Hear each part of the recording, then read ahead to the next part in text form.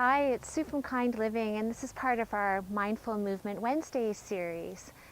The body is an incredible adapting machine, and changes can happen so subtly that we don't often realize it. For example, when we go to turn our head, oftentimes we'll turn our whole torso to make up for limited movement in the neck itself.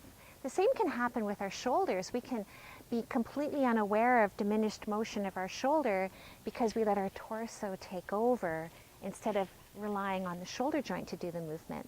And the pelvis also has its own tricky ways of adapting. So when we're trying to move our hip joint, what can often happen is we can move our pelvis. So here, I'm not really externally rotating my hip anymore, the pelvis is taking over. We see this an awful lot with hip extension because it's limited for so many of us. As soon as we start to bring the leg into extension, we often tip. We're tricking ourselves. We're not really improving or extending the range of motion. Other body parts are taking over. So we really like to do our best to isolate the movement and also to think about not just movement frequency, which is hugely important, but movement variability. With our poor hips, they typically spend the vast majority of their time stuck in flexion. You know, many of us have a lot of time spent at a desk where we're sitting, we drive cars, then we know we need to work out, so we'll go do a spin class. And a spin class is a great workout, but in terms of movement variability, there's a huge problem. The hips are just basically moving in various degrees of flexion, and we're missing important rotation and extension elements. So by all means, don't quit your spin class, but you just might want to make efforts to get more variability of movement in your daily routine. One thing we teach a lot in our classes is integrating something called controlled articular rotations.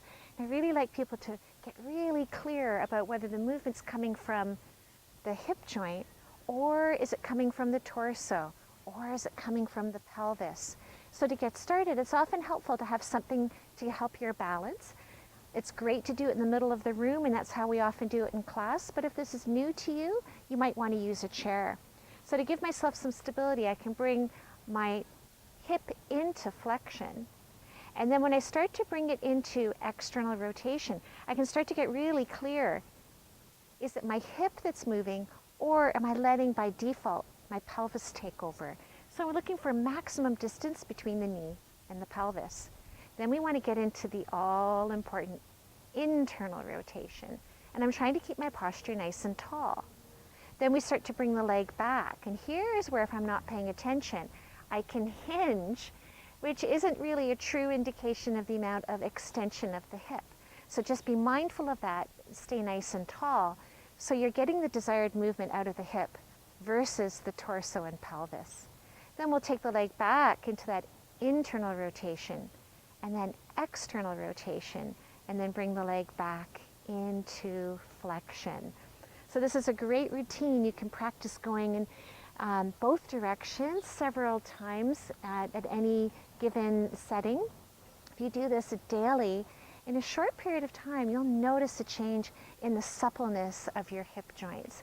Again, it's not just movement frequency, it's also movement variability.